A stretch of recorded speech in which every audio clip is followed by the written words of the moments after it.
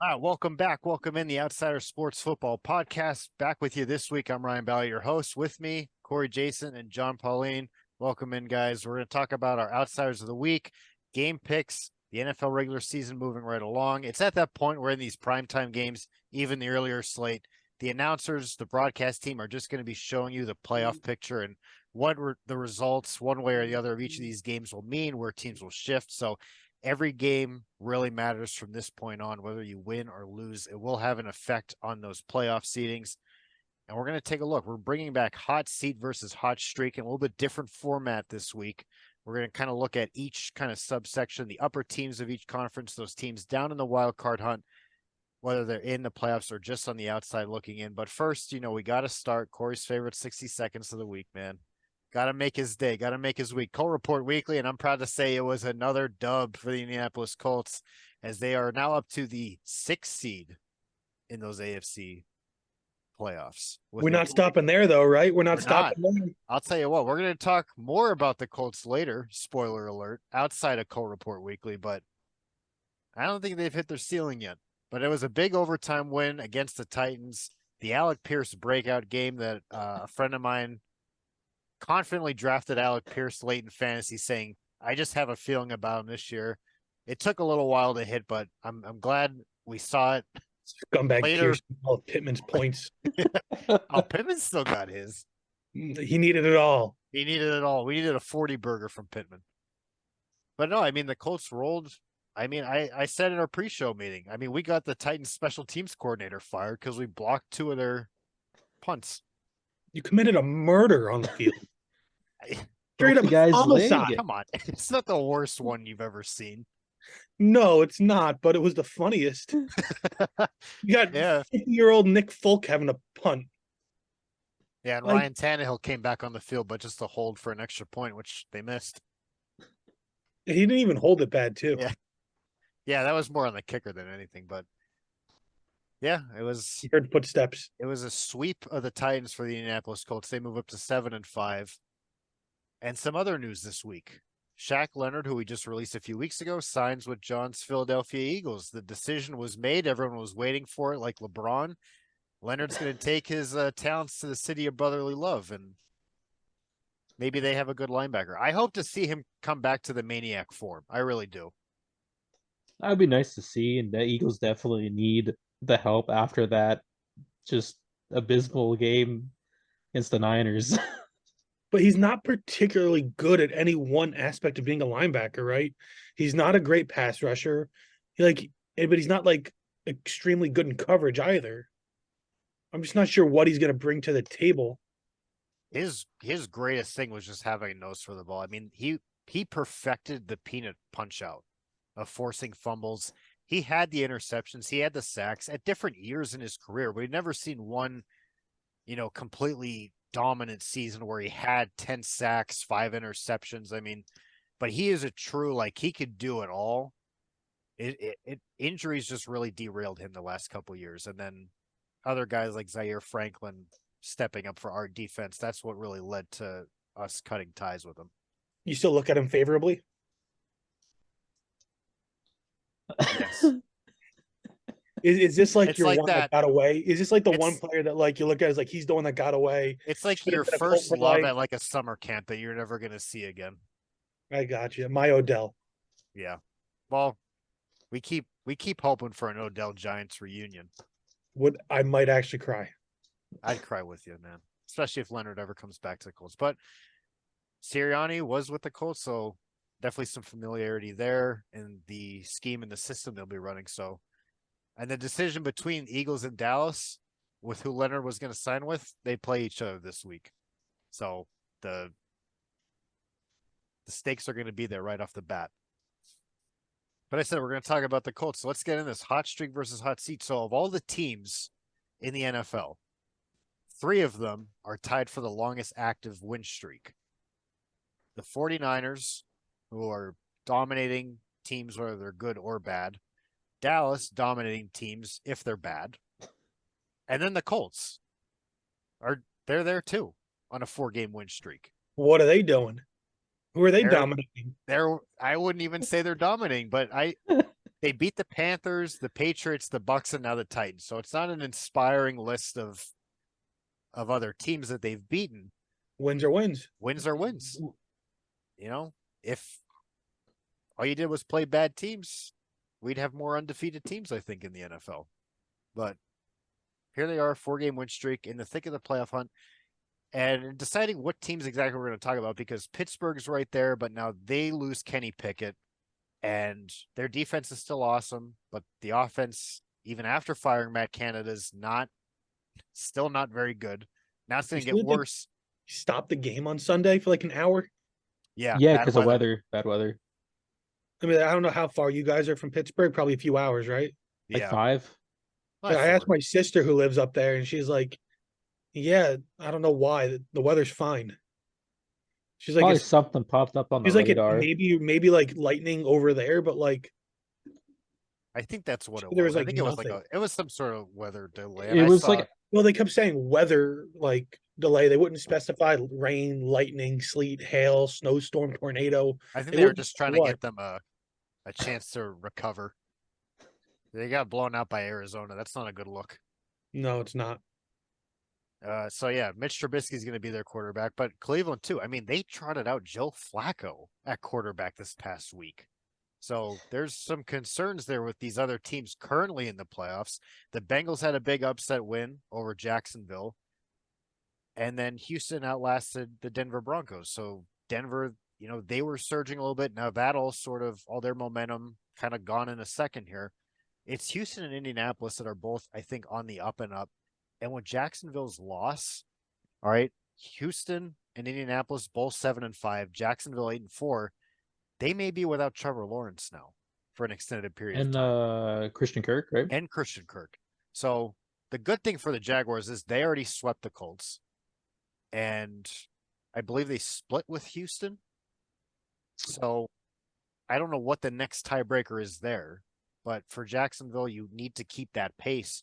But Indianapolis on that 4-game win streak, and Houston, a hot team throughout the year, they've already over-delivered on expectations for 2023.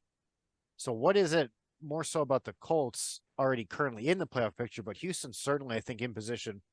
Could we see this Week 18 matchup between these two teams get that Sunday night flex? This could end up being for the division, let alone a wild card spot.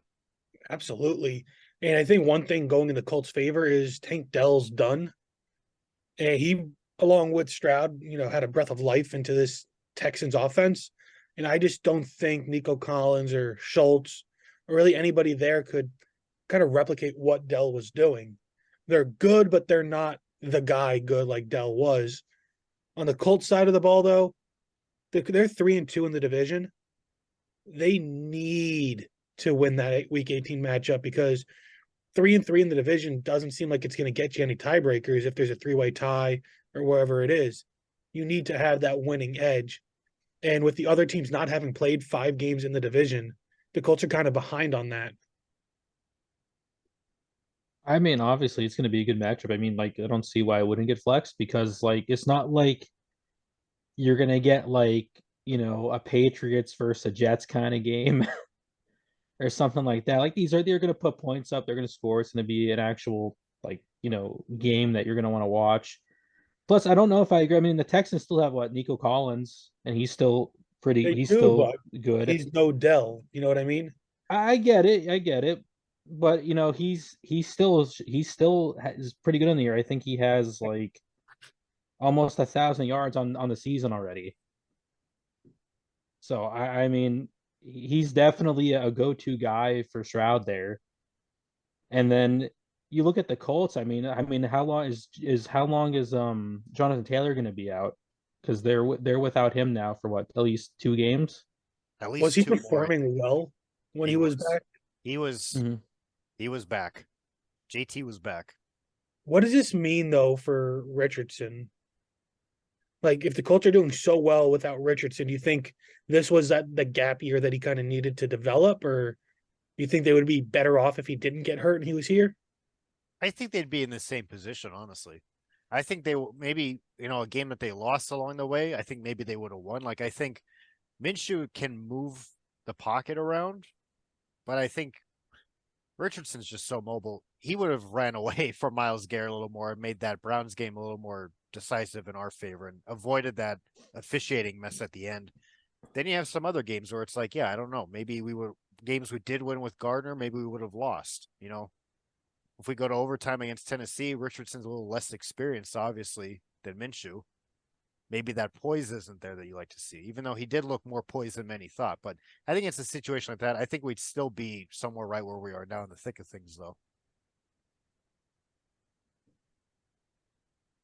But that week 18 matchup, it definitely is starting to look pretty good on paper between the Colts and the Texans, especially you have two coach of the year candidates, I think. We've talked about D'Amico Ryans, but Shane Steichen should certainly start being pushed into that conversation more, especially because he's doing the same things Houston's doing, but without Anthony Richardson, without Jonathan Taylor most of the year. Grover Stewart, a big time interior defensive lineman that we lost to a suspension. He's going to be back this week. He's getting a lot more, I think, working with less or less than what was initially planned to be in that starting lineup. And don't forget, last year, these teams met in week 18. That ended up being a thriller, which shifted the top of the draft position up and allowed the Texans to make their decisions. Stroud, go get Will Anderson, and for the Colts to get Anthony Richardson and get Chicago that one spot where, that landed Bryce Young over in Carolina then. So butterfly effect there last year, week 18, could have big implications for this year, week 18. But up at the top of this conference, right now, Miami's sitting in the 1 seed. Baltimore had a bye week this past week. We talked about Jacksonville. They had the upsetting loss in overtime to the Bengals on Monday night. Could be without Trevor Lawrence, so they're pretty vulnerable. But Kansas City's, they're the other team, and it feels kind of weird to say that. They're the other team at the top of this conference, and they've lost some close games in recent weeks. To Green Bay this past Sunday night, to Philly a couple weeks ago. They have a big matchup with Buffalo this upcoming week that, if Kansas City loses, that puts Buffalo back into the playoff hunt. And that almost all but takes Kansas City not completely out of the running for the top seed in that bye week, but they're really behind the 8 ball then, behind Baltimore and Miami. Meanwhile, Kansas City wins, they're right back in it. Buffalo, maybe we could almost officially put a fork in them. But for Kansas City, the concern was the receiving core, and Rashee Rice has looked pretty good this year. But outside of that, this offense hasn't totally looked the same. It's been a different vibe totally in Kansas City. The offense has taken a bit of a step back, but the defense is up. But what's keeping Kansas City from that year-to-year dominance we've sort of gotten used to in recent years? I think it just goes to the mediocrity of the whole league. I'm not worried about Kansas City because when you get to the playoffs, I think experience is going to win out over everything else. I don't think there's any one team in the AFC, at least, that's miles better than Kansas City is now. Where I think come January, Kansas City is going to be okay because they've been there before. But it's tough. I don't understand what's wrong with them. Maybe it is because this is Bieniemy's first year gone, right? Did Bieniemy have that special something that was making that offense go? We haven't seen that happen before when Kansas City's lost their offensive guys like Matt Nagy a few years ago, Mike Kafka, who's the quarterback's coach, and some other guys. We haven't seen that kind of dip, but their receivers aren't good. Rashee Rice is, coming into his own, but Sky Moore was a wasted pick. They got Kadarius Toney and Richie James, and even Taysom Hill has had more fantasy points than Travis Kelce over the last month and a half. That's not good. So there's something wrong there, but I fully believe Kansas City is going to figure it out. But they're sitting at 8 wins. They can lose a couple more games and be staring, 500, slightly above 500 in the face if things don't correct quick. Mahomes has never played a road playoff game. It would be a heck of a time for him to get his first. That just shows how dominant they've been since he was their quarterback. But honestly, I have to agree with you. The playoffs, I think, they have the experience. Andy Reid is a good coach, going to be a Hall of Fame coach. If anyone can get him through this patch into the playoffs, it's him, obviously. But I mean, I think what's wrong with them, I mean, I think it comes down to, I think they just kind of like, just swung and missed on a lot of receivers.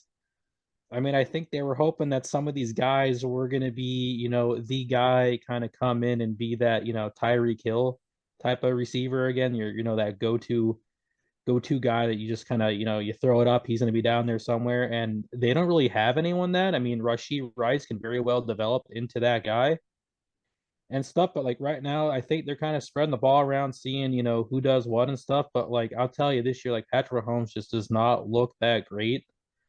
I mean, I feel like I look at my fantasy thing and he's almost like guaranteed to have like a 1 to 2 picks every single week. It's like I think there was only like it feels like there was only like 2 or 3 games where he didn't throw a pick. And it seems like Travis Kelce's productions have gone way, way, way down. I don't know what you want to blame that on. Mahomes is fourth in the league in picks. If that That helps. that's insane. I mean, that just proves it seems like he's 10 always due for a interceptions, pick. tied with Jalen Hurts and Josh Dobbs and Tua and Jordan Love. I mean, there's some quarterbacks out there that you would consider really good and stuff. I mean, but I mean, I guess when Peyton Manning was in the league, I mean, he threw a ton of interceptions too and stuff. But I mean, that just means you're passing the ball a lot sometimes. You're throwing it up a lot. Sam Howell leads the league in interceptions. Leads the league in passing yards too, right? Or at least did. No, he still does. He Leads leads the the league league in in my passing heart yards. too. Yeah, I mean, Stroud overtook him. I've probably Buffy, bound to yeah. happen. Stroud is just he's slinging it. Maybe that might slow down with losing Dell, but we'll see. But I mean, the Chiefs, I think it's just a little rough patch. I think they can maneuver themselves through this, and I don't think they're in any danger of like getting knocked out of the playoffs or not making it at all. And most likely, when they go in the playoffs, they'll probably make a pretty deep run just because they've been there. Coach has ever been there and stuff, and that goes a long way in sports, like in any sport. Like experience always seems to, you know, triumph over some like like younger teams that are doing good. So I think it's something to worry about, but they are going through a little rough patch. I think this is a pothole in the road for Kansas City. We've seen this from them before. I remember a couple years ago they lost to the Titans in Nashville and then didn't lose a game since. That was like around this time. Maybe it was a little more in November, and then they went on a run and really started to figure things out. But let's go over to the NFC now. Another top team over there, the Philadelphia Eagles. They've been flirting with disaster the last couple weeks, and disaster finally struck when San Francisco came into town, backed up the trash talk, and walked out with a win. Can you say steamroll? You could say steamroll. Yeah, man, I could that's just what say happened. demoed. I think You we should did start. get demoed. I think that should become a full-time verb. Get demoed. Almost like Basically get means lost. get wrecked, but much more In specific, style. Yeah, in style. stylized. In various ways too. Rushing, receiving. Debo's just awesome. Punching the security guard in the face. Yeah. Yeah. So- Well, you guys want to talk about that quick? I think Corey does. Oh, Corey, I'll give you 60 seconds. Say what you want about that incident. Big Dom should be banned for life from football. No way that you are on the field on that sideline and you touch a player. Debo should be allowed to take pot shots at him left and right, left hook, right hook, knock his teeth out. I don't care. He can't touch a player. Who's he defending? If you're saying that he's there to defend the sideline from the players, that just means you are soft, that the Eagles are soft. And the Eagles have proven time and time again that they are the most fragile team in the league. They have a lot of guys. I mean, you saw, was it Jalen Carter crying on the field? And then when the Eagle fans called him out on it, he talked about money and how, they're just poor, how they need to get their lives together. Meanwhile, he was sitting in court for being an accessory to basically murder when he did drag racing after the national championship, right? Or somebody died because he decided he wanted a race. Talk about getting your life together. Dom should be banned from the league. The league is investigating it. Heavy penalties are going to come to Dom. And they said the Eagles. This guy's title is assistant to the general manager and head of security. That is, I don't want to say, Sopranos-esque, no-show job type deal. But, the area that we live in is known for that type of stereotype. And Dom does fit that stereotype. He should, I mean, I understand why he's the most popular man in Philly, but he should be the most banned from the link man in Philly. He should not be allowed near an NFL team. He should be fired from his job because he isn't doing security. He's doing the opposite of security. He touched somebody that shouldn't have been touching. He should have been protecting. Who cares if it's the other team? Get him out of here. Dom for prison. Do you feel I better? can't even defend it. Not until Dom gets banned for life. Not until results are seen. Well, let's talk about the results on the field for Philadelphia. Obviously, we hope to see the Shaq Leonard signing work out. At least John and I do. But it's needed because the defense has been a disappointment this year. Their secondary, especially. Yeah, and I was surprised. You look at the seeing their names, struggles. Yeah, but you look at the names on the secondary, Wired. and you think it's like the exact opposite of what the names say. But it's like, I don't know. Maybe they're starting to fall off their game. They're not as good as they once were. Look at the names that they lost. You know, C.J. Gardner-Johnson, Tremaine Edmonds. They lost like Gannon? 3 line. Jonathan Gannon, Shane Steichen. We knew this. I think that we said coming into the year they're going to hurt from losing Steichen more than Gannon. I think it's been the opposite. The offense hasn't been rolling as much, but they've still at times been very dominant, very explosive. Yeah. It's the defense that's really taken a step back. I'll give Hurts, you know, a little bit of an applause because one of his biggest and, you know, most rightfully so critiques is he's not a very good runner at quarterback. All those touchdowns and yards are from the tush push, or he's not actually doing anything. It's Jason Kelce. But these last few weeks, I've seen him run from, 10 yards out into the end zone, actually doing what he should do that we've seen other quarterbacks that he tries to emulate, like a Daniel Jones, a Cam Newton, even a Mike Vick, those type of guys that like to run. What was that first name? I think someone was in there that wasn't supposed to be in there. Is Daniel Jones not the vanilla Vic? Is he not a prolific runner at quarterback over the last? I think when you stumble over yourself, you don't get to be described as prolific. I'm sorry. He's good. He's a good mobile quarterback. I can't call him prolific after that. That happened in Philly too. Yeah. So who knows if they put like nails in the turf or something? I wouldn't put it past them. Dom was messing with the field. Dom was. He was making sure it was secure. What I'm getting at is all these guys that are, mobile quarterbacks, the Lamar Jacksons, name them, Russ, Mahomes, Josh Allen, they'll take a ball from 10, 15 yards out and run, right? That's not something you typically see Hurts do. He tends to give it to the running back. He'll throw it, but he won't take it himself if it's not, within a couple yards. But he's starting to do that more, as he should, and he's really good at it. So the Eagles' offense, I think, is going to benefit more. I'm sure A.J. Brown's going to be in his ear now again, telling him he needs the ball more. And please give it to A.J. Brown for my fantasy team's sake. Same. Please. Like, nobody else should get any receiving yards. But the Eagles are going to be fine. I'm just concerned because they do have a lot of fraudulent-esque wins. They're kind of similar to the Vikings of last year, where a lot of their wins are in one-possession games, close games. They're not really dominating other opponents, but they're winning. Again, a win's a win. Doesn't matter how ugly it is. But the Niners are the best team they've faced all year. And the Eagles didn't look like they belonged on the same field as them. So it's going to be interesting to see what they do against Dallas, because Dallas is in a similar boat where Dallas has steamrolled bad teams. The best win Dallas has is a 6-win team, and that's Seattle and the I think it was the Rams, where Dallas beat them and they 6 wins. That's not very good. That's not beating good teams. Dallas has lost to the Eagles and the Niners and the Cardinals. Yes, and the Cardinals. I was going to gloss over that for their sake because they're not a good team. But Dallas needs to win this game. Philly needs to win this game to prove some haters wrong. But if Philly loses, I think you're going to start to hear talks of, a bit of a free fall. Well, here's the thing, Corey. I mean, even in the NFL, even the bad teams in the NFL are still good. Like in a sense. Wait, in a sense, these are. I mean, in a sense, these are pro players. In the sense, these are pro players. Like they're still trying to win games, And obviously, like anybody can win a game. So that's the thing. You have, it's not like one team's going in, like they're still each team's trying to win.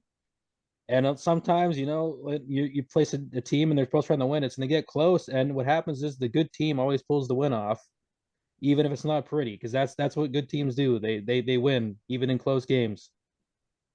Because you got to put out. I mean, they may Sunday, not right? be. It may not be a steamroll. It may not be a blowout. But like not every game's going to be like that. It's a long season. But the other team's still trying, and good teams win the close games. Did you see the recent stat that came out about team luck over the last 3 years, where it takes into account teams missing field goals and extra points, hitting long field goals and extra points against you, drop touchdowns, drop passes, and those things that could be considered lucky or unlucky? Well, I the don't know if you could Eagles are the quantify that. You Sort can't of. really quantify I'll luck. text it to you guys. But But here, what is luck other than just putting yourself in a position to be lucky? Like you have to be good enough to you have to put yourself in that position. watching Sam Howell miss an open receiver at the 2 yard line for a game winning touchdown isn't putting yourself in a position to win. But you know what? Sometimes though, I'd rather be lucky than good though. Yeah, I mean, the luckiest That would be team over the both. last 3 seasons has been the Packers, followed by the Giants, Chargers, Eagles, and Seahawks are the five most lucky teams in the league, based off of was it dropped interception by an opponent or yourself, drop pass by yourself or an opponent, field goals and extra points made or missed, and fumble recoveries. Is that just luck, or is that just the other team being bad? Well, it's you and the other team. So, like, if a team hits a 63-yarder against you to win the game, They're that's good. pure luck. That's not them being good or bad. You have to have That you have to kicker be being pretty pretty good to hit a 63-yard field goal. Indy's, by the way, in the middle of the pack towards the most unlucky. Exactly. It's like we I always believe they're are. ninth or 10th on the unlucky list.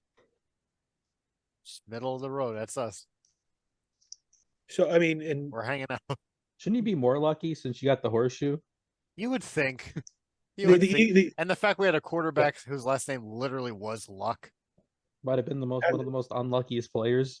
Yep. though the biggest thing on this, the Colts are pretty positive, but their We're biggest number negative, one in the top of the irony list. fumble recoveries by either team. Teams recover fumbles at an unreal rate against the Colts, apparently. And the Colts lose a lot of fumbles. Yep. That's true. Sound right? Yeah, I was watching the game highlights because I was working on Sunday. That happened this past week. So it's just luck isn't a quantifiable thing, but a lot of these good teams like the Eagles are lucky.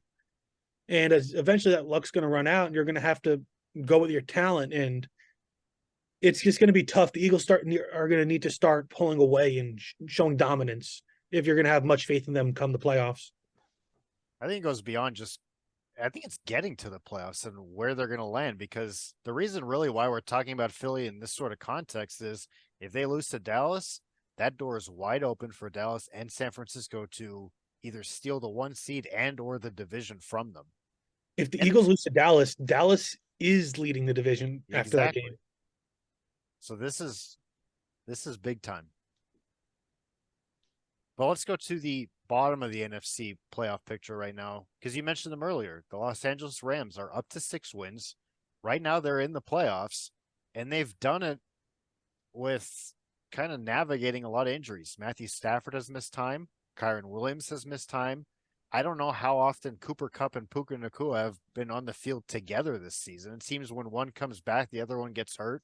They're exiting the game, whether to come back. So Sean McVay has this team right in the thick of things, and that's again what moving on from Jalen Ramsey and some other players.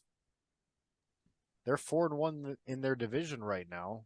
They swept Seattle, who's currently out of the playoffs right now. Green Bay's on a surge as well. They have some great wins in recent weeks. But it's the Rams, I think. For a bad loss. They're due for Green Bay. Yeah, I want Green Bay. I look The at your Rams are background also this week. you know what? You should wait to see if we win this one. What my background will be going into Christmas. But the Rams are also due for a bad loss in a couple weeks. I'm just going to put that out there. They could be due. They have Baltimore this week. So this is a big test for Los Angeles now. And is the Sean McVay squad, are they back, or was this just kind of flirting with it? So we'll see with the Rams. They're back. McVay's a great coach. I think they're back. I mean, they just got the running back back. I mean, and he's been on fire when he's healthy. He's on fire. Left him on my bench for that 40-point performance. So did I. Yeah, I left. Actually, Ryan, I I put him think- on my IR spot for that week. So that's what I did People on too. my bench. Ryan, did you too? You said I think all three of us do it. I had. Are you talking about Stafford? No, Kyron. Kyron, yeah, Williams. Kyron was Yeah, on we my all bench all of us did it. the Yep. week he came back. I You know, had we all having did that it. having the Cup Puka Kyron stack, it's a rough go of it. It's low chances to have him, but you could, if the Rams have a good offensive day. I mean, is it going to be anyone besides those three? I Probably one not. time tried to run out those three, and then I had to stream Stafford as my quarterback, and it was a bad week. It's a bad week to be Corey. Hopefully this week's better. Hopefully, All right, let's go into outsiders of the week here. I said real quick in that last segment that Green Bay's been on a surge, and it's been a big part of the reason why are these young receivers. So I want to highlight all of them. I'm going to cheat a little bit. Outside of Christian Watson, he's kind of become a big name the last 2 years. But Romeo Dobbs, Malik Heath, Jaden Reed, who Ben did mention a few weeks ago, he was his outsider pick, and Travian Wicks, as well as, I mean, A.J. Dillon out of the backfield. I mean, that was the best I've seen. I don't know what the fantasy production was, but actually watching A.J. Dillon, I was pretty impressed with his performance this past week. So all those young guys for Jordan Love, they've really been pulling up lately. So credit to the young skill position group up in Green Bay.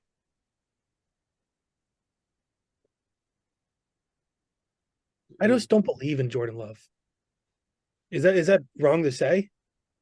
I don't With think that yet. background. I mean, Yeah, this yeah. is me collecting the. It's like a graveyard almost.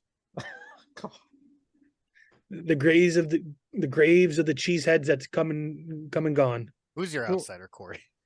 You guys don't. You don't have enough wins to be talking like this. You know what? My original background was going to be Jim Mora's playoffs podium. I just couldn't get one that would have fit. You should have got the video playing in the background. That would have been too distracting. But I'm going to go Harrison Bryant, the tight end from the Browns. Him and Joe Flacco connected pretty well. He went 5 for 5 for 49 yards and a touchdown. On the season, he's got 10 receptions. So half of them came in this game with Flacco, a quarterback, not throwing to one of my tight ends, David Njoku. That's Ryan's favorite player right now, who you just picked. I also started Harrison's your Njoku. favorite. I got a hefty 3 points from Njoku this week. You got I 3 had him points too. out of him? I got Yeah. 0. You're not PPR? Not in that league. Oh, that's rough. Damn. My outsider, someone you might be hearing a lot more of lately because Christian Kirk is hurt, is Jacksonville's receiver Parker Washington, who is also a Penn State guy. And if Brian knows, I like my Penn State players. But it was, even though in the loss, it was just basically he had his first career catches, first career touchdown, all in that game. He went 6 for 6, 61 yards, and 1 touchdown.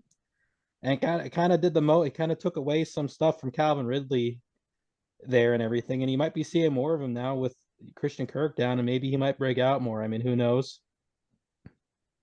But it might be, we'll see. Maybe we'll go back down because Trevor Lawrence is out, so who knows? But definitely, helped the Jacksonville out a lot, but they couldn't get the W.